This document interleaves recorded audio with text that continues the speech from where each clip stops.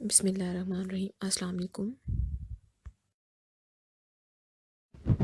I am Amreen Nazir from Ittihad College of Pharmacy and Health Sciences.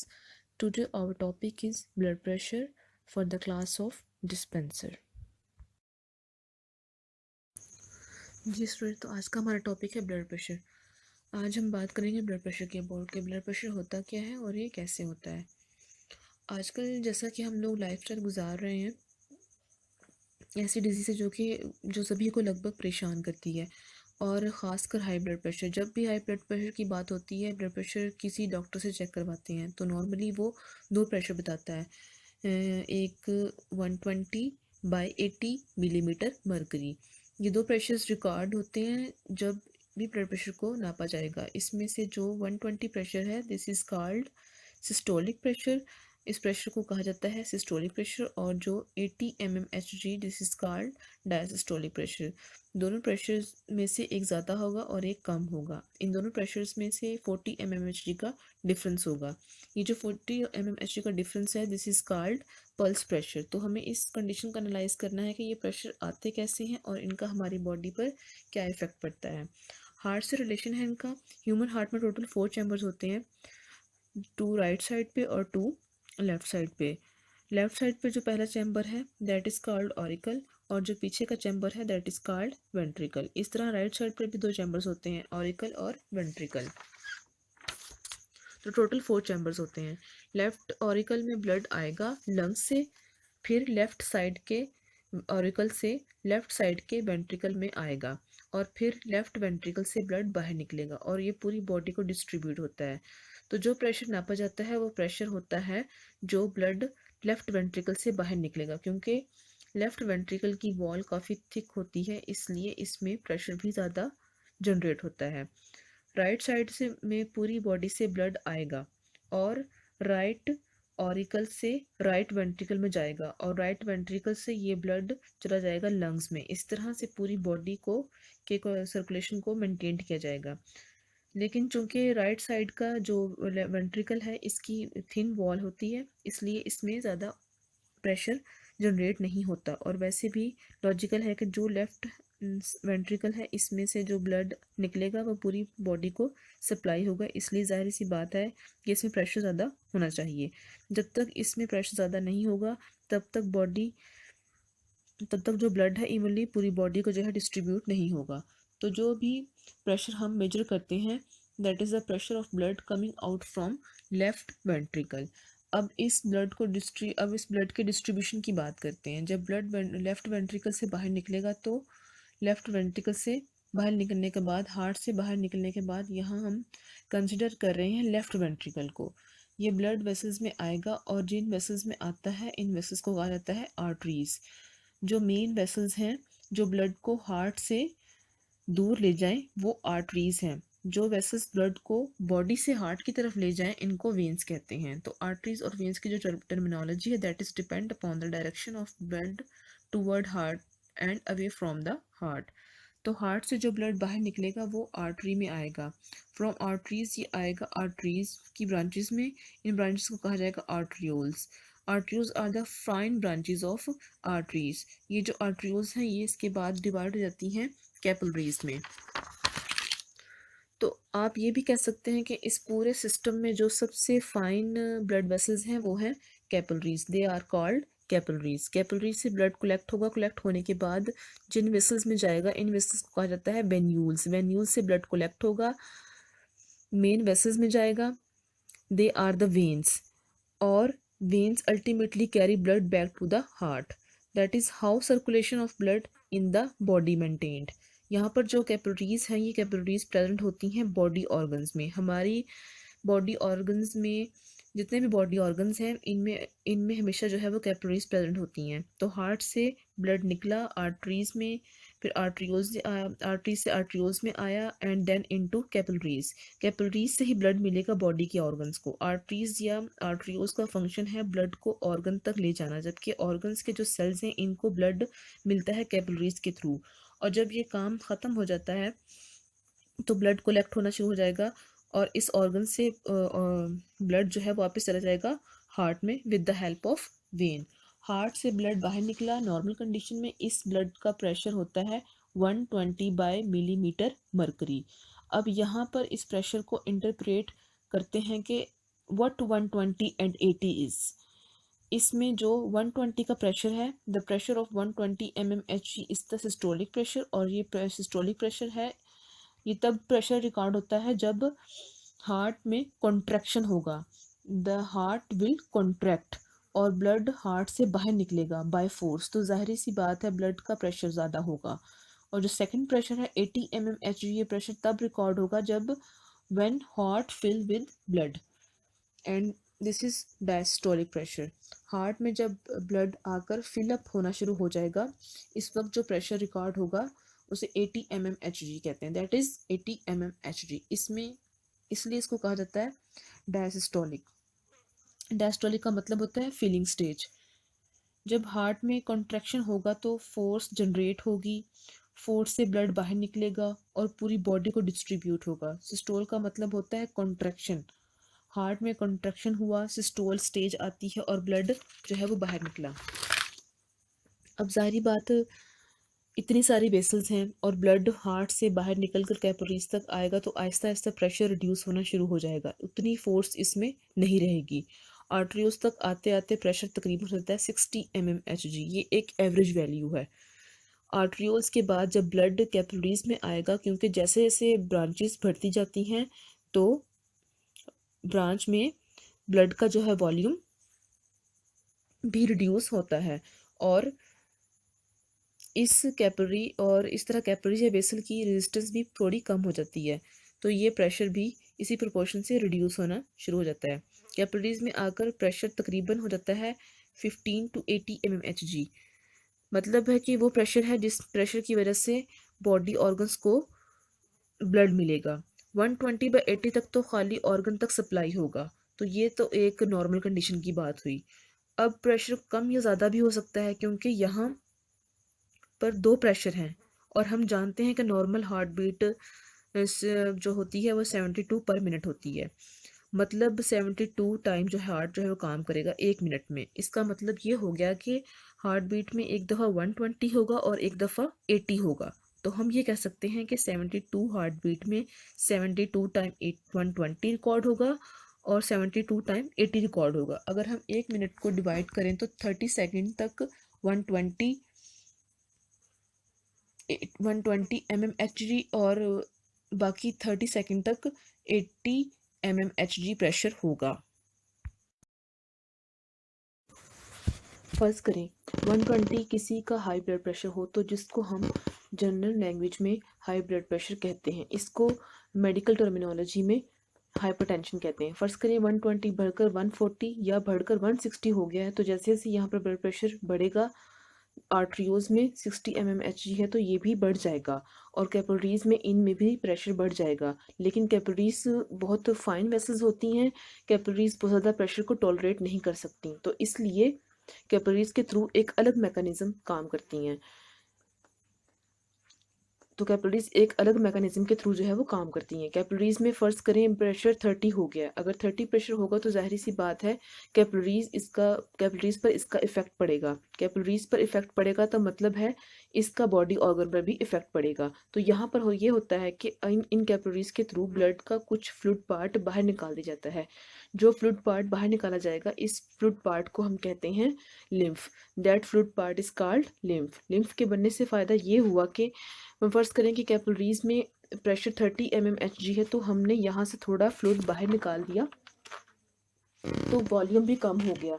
तो जब volume कम होगा तो pressure भी अपने आप कम हो जाएगा, और इससे कैपिलरी पर कोई ज़्यादा हार्मफुल इफेक्ट नहीं पड़ेगा। लेकिन चूंकि यहाँ पर जो लिम्फ बना है, इससे ये फ़र्क पड़ा है कि जितना ब्लड आ रहा था, इस ब्लड का अमाउंट जो कैपिलरी में आकर कम हो गया है। इसका मतलब वॉल्यूम वेन्यूल्स में जो ब्लड जाएगा वो कम हो जाएगा, वेन्स में जो ब्लड जाएगा वो भी कम हो जाएगा। आर्टरीज से ज़्यादा ब्लड आ रहा है कैपिलरीज तक, इतना ही ब्लड, बट यहाँ आकर ब्लड का जो है वॉल्यूम टू पार्ट में डिवाइड हो गया। कैपिलरीज तक जो ब्लड आ रहा है वो ज़्यादा आ रहा है, लेकिन कैपिलरीज तक जो ब्लड जो है आने के बाद जो है टू पार्ट में डिवाइड हो गया है। वेन्यूल्स की तरफ ब्लड आ गया और लिम्फ जो है कैपिलरीज से बाहर निकल गया। पूरा ब्लड 2 पार्ट में जो है डिवाइड हो गया। ये जो लिम्फ है ये कलेक्ट होता है लिम्फ वेसल्स में, इसकी अपनी अलग वेसल्स होती हैं। ब्लड के लिए तो आर्टरीज और वेन्स हैं, बट लिम्फ के लिए लिम्फ वेसल्स होती हैं। ये लिम्फ वेसल्स लिम्फ को कलेक्ट करेंगी और वापस ले जाएंगी वेन्स में। इसका फ़ायदा ये हुआ कि जितना ब्लड हार्ट से निकला इतना ही ब्लड हार्ट में वापस चला गया। That is the mechanism. तो आप ये कह सकते हैं कि क्लियर कट के हमारे सर्कुलेटरी सिस्टम में, हमारी बॉडी में, जिसको हम ब्लड के नाम से जानते हैं, ब्लड एक फ्लूइड है, एक दूसरा फ्लूइड भी है, दैट इज़ कॉल्ड लिम्फ। हम ये भी कह सकते हैं कि शायद लिम्फ के बगैर हम सरवाइव नहीं कर सकते। लिम्फ नहीं बनेगा तो हमारी बॉडी के जो सेल्स हैं इनको वो चीज़ नहीं मिल पाएगी जो ब्लड से आती है। तो आप ये कह सकते हैं कि lymph is a medium of communication between blood and body cells. तो ये तो फ्लूइड की बात हुई एक मेन में और साइड सिस्टम में, एक मेन सिस्टम में और एक साइड सिस्टम में। ये वाला सिस्टम जो कहलाता है ये था lymphatic system. I think that much is clear about lymphatic system. अब नॉर्मल सिचुएशन में कभी कभी ऐसा भी होता है कि ब्लड प्रेशर ज़रूरत से ज़्यादा बढ़ जाता है। It can go up to 200 और 220, और इस वक्त कैपिलरीज की कैपेबिलिटी ख़त्म हो जाती है। कैपिलरीज उतने हाई ब्लड प्रेशर को जो है वो टॉलरेट नहीं कर सकती। इसका रिजल्ट ये होता है कि जो कैपिलरीज हैं वो बर्स्ट हो जाती हैं, यानी कि फट जाती हैं, और इनमें से कुछ ब्लड बाहर निकल आता है। तो कैपिलरीज का बर्स्ट होना हाई ब्लड प्रेशर की वजह से में होता है। That condition is called haemorrhage. जैसे कि एक कॉमन सी एग्जांपल है ब्रेन हेमरेज। जब ब्लड बाहर निकलेगा तो इसका ब्लड क्लॉट बाहर बन जाएगा, और जब ब्लड क्लॉट बाहर बनेगा तो इसका इफेक्ट ब्रेन के ऊपर भी पड़ेगा। तो दैट में cause loss of vision, that में कॉज पैरालिसिस। डिपेंड करता है कि वो ब्लड क्लॉट ब्रेन के किस पार्ट के बाहर बनता है। यहाँ पर हमने प्रेशर की बात करते हैं। 120 और 80 दोनों का डिफरेंस है 40 mmHg। इसका मतलब ये भी हुआ कि जो हाई ब्लड प्रेशर है वो भी दो तरीके का हो सकता है। 120 बढ़ जाए और इसके रिलेशन में 80 ज़्यादा ना बढ़े, वो एक प्रेशर है। दूसरा ये है कि 80 वाला प्रेशर बढ़े तो 120 को अपने आप बढ़ना पड़ेगा, क्योंकि दोनों के बीच में डिफरेंस है 40 mmHg का। तो अगर 80 जो है 90 हो जाएगा तो 120 ऑटोमेटिकली 130 तो हो ही जाएगा। इसका मतलब ये हुआ जितने भी हाई ब्लड प्रेशर की कंडीशन है इसमें देखा जाता है कि 120 की वजह से हाई ब्लड प्रेशर है या 80 की वजह से। और जैसा कि पहले आपको बता चुकी हूँ कि 120 अगर बढ़ेगा तो इसके रिलेशन में 80 हो सकता है, इतना ना बढ़े। तो इसका मतलब ये होगा कि हाई ब्लड प्रेशर कहलाएगा। इसका मतलब ये होगा कि वो हाई ब्लड प्रेशर कहलाएगा, यानी कि सिस्टोलिक हाई ब्लड प्रेशर, क्योंकि ऊपर वाली वैल्यू सिस्टोलिक है। 80 अगर बढ़ता है तो 120 को अपने आप बढ़ा देगा, क्योंकि इनके दरमियान डिफरेंस 40 का है। तो अगर 80 बढ़ता है तो that is called diastolic high blood pressure. तो ऐसे हाई ब्लड प्रेशर को कंडीशन दो तरह से है। एक कंडीशन कहलाएगी डायस्टोलिक हाई ब्लड प्रेशर और दूसरी condition systolic high blood pressure. तो दो कंडीशन है। अब इन दोनों में से ज़्यादा नुकसान किसका है, किससे ज़्यादा नुकसान होता है? अभी मैंने आपको बताया कि 1 मिनट में 72 हार्ट बीट्स हैं। इसका मतलब ये है कि हार्ट बीट 72 टाइम्स ब्लड को बाहर निकालेगा और 72 टाइम फिलअप होगा ब्लड से। तो इसका मतलब ये है कि 120 भी 72 टाइम होगा और 80 भी 72 टाइम होगा, क्योंकि जितनी दफ़ा फिलअप होगा उतनी दफ़ा डायस्टोलिक और इतनी दफ़ा ब्लड बाहर निकलेगा, तो इतनी ही दफ़ा सिस्टोलिक भी होगा। तो अगर कैलकुलेट करें 1 मिनट में 72 हार्ट बीट्स होंगी तो इसका मतलब है कि 120 भी 72 टाइम हुआ और 80 भी 72 टाइम हुआ। तो अगर 1 मिनट में हम कैलकुलेट करें तो 30 सेकंड में 120 होगा और 30 सेकंड में 80 होगा। अब नुकसान किससे ज़्यादा है? जब 80 प्रेशर है तो ब्लड वेसल्स जो हैं इनके ऊपर मिनिमम प्रेशर 80 ही रहेगा, 80 से नीचे तो नहीं जाएगा।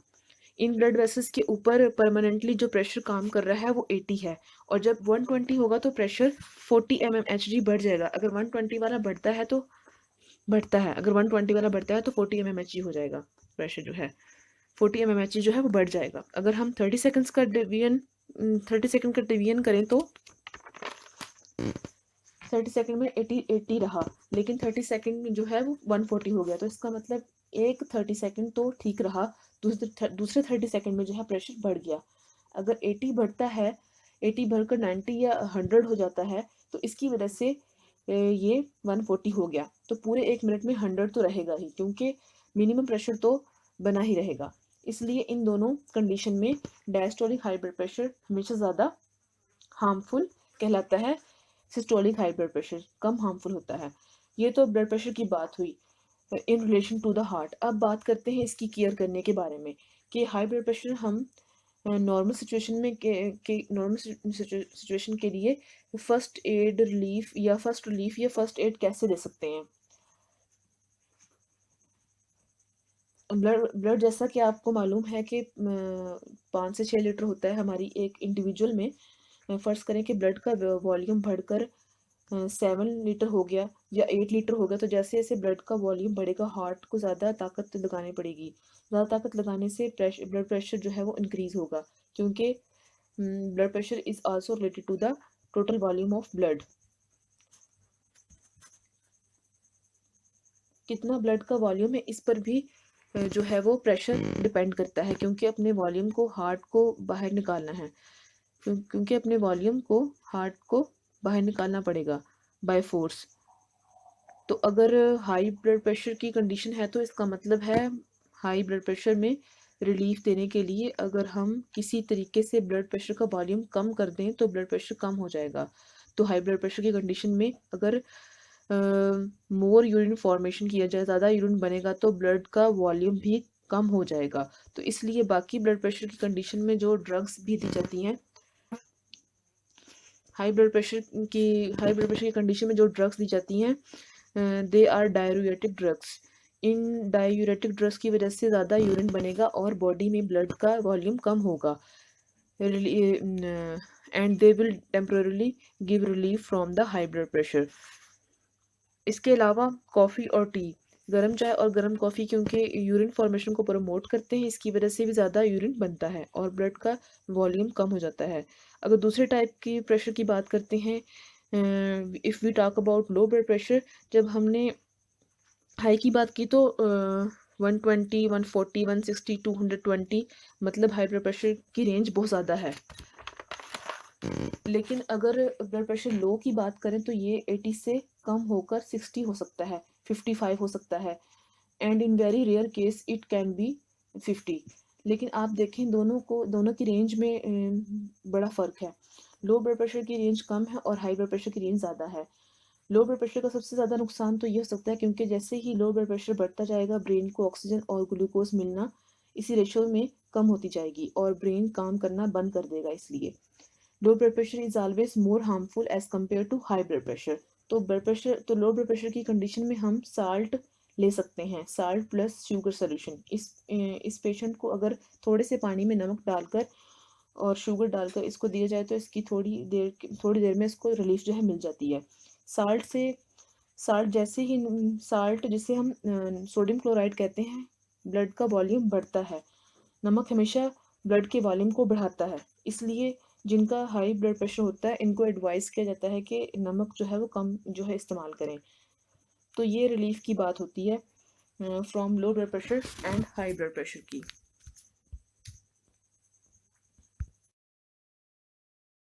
तो स्टूडेंट्स ये था आज का हमारा टॉपिक ब्लड प्रेशर। स्टूडेंट्स किसी भी किस्म की कन्फ्यूजन हो आपको इस टॉपिक में तो आप कमेंट सेक्शन में जो है वो पूछ सकते हैं। Thank you.